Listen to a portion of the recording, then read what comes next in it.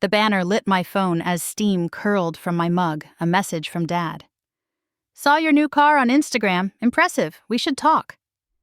3 years of silence, and now this. In the coffee's swirl, I saw the reception hall again. The photographer asking where my family was, the head table set like a stage with no actors, my careful smile shrinking as I said they had other plans. He was texting the daughter he imagined. Shiny, untroubled. He didn't know I'd already given most of the money away. I'm Celine, 29. The Lamborghini in that post wasn't just a machine, it was my declaration that I no longer needed anyone's permission. My AI startup had been bought by Google for $50 million. I wrote the first lines at a kitchen table, with no applause from anyone sharing my last name.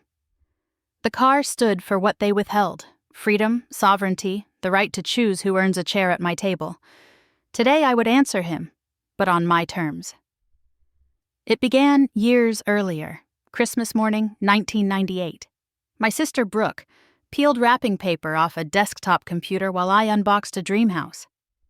"Brooke's going to be an engineer," Mom said. "You should focus on more fitting interests." I spent the day with Brooke's computer anyway, teaching shapes to crawl across the screen. When I showed Dad, he patted my head. "That's nice, sweetheart. Go help your mother."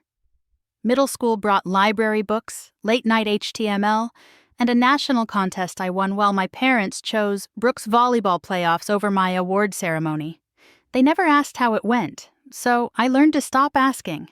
By senior year, I opened the Stanford envelope and asked for help with the last $12,000. Dad frowned like I'd handed him a stranger's bill. "Teaching or nursing would be sensible," he said. Mom added, "We're focusing on Brooke's business track." I took 3 jobs: office cleaner at night, weekend tutor, food runner between lectures, and paid the rest with grit. After graduation, I moved home and made a bigger mistake. I shared my dream. I'd been shaping an algorithm to flag tumors on scans. "I want to start a company," I said over dinner. Brooke laughed first. Dad called it a fantasy. Mom suggested benefits and a pension. On Thursday, I packed 2 duffels, left a key on the counter, and didn't look back. I rented a shoebox studio in San Francisco. Evan, who would later be my husband, covered groceries when my savings thinned. I coded until my eyes stung, counting ramen the way other people count days. My first pitches were brutal: 3 suits who skimmed my deck, a man who called me young lady and offered to license the idea so someone more experienced could steer it. I kept building. At meeting 47, Dr. Meera Patel at MedAxis Ventures asked hard questions and stayed 3 hours. "We want to invest in you," she said. $2 million, a team, office lights that didn't flicker, trials, approvals, hospital pilots. The blur became outcomes. We caught cancers earlier. Then Google flew us down and slid an offer across the table. $50 million for the lot. I signed on a Tuesday and drove a silver Aventador up the coast, the engine spelling a new language of freedom. That night, Dad's text landed. I called Maya, my oldest friend, and told her about the text. "He saw the car and came running," she said. She was right. I invited the people who had earned seats: Maya, Dr. Patel, the team, Evan's parents, Professor Reyes, to a private room at Meridian.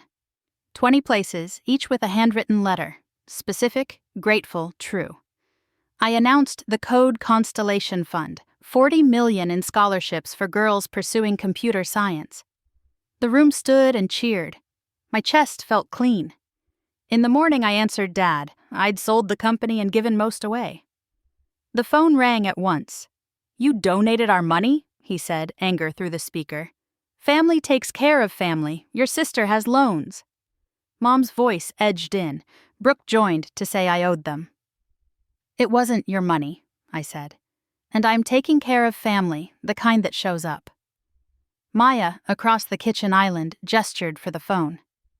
"This is Maya," she said. "I watched Celine build something that saves lives. You skipped her wedding, don't claim her harvest." Silence, then a click. Notifications chimed. Essays from our first applicants. Professor Reyes's email, a photo from last night's toast. Evan slid a saucer toward me and squeezed my shoulder.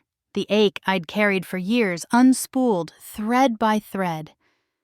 That afternoon, I drove the Aventador across the bridge and parked by the water. The car still meant sovereignty, but it wasn't the proof anymore. The proof lived in letters and funded futures in a room that filled without envy. Blood writes a claim, love writes a contract. I signed my name to that.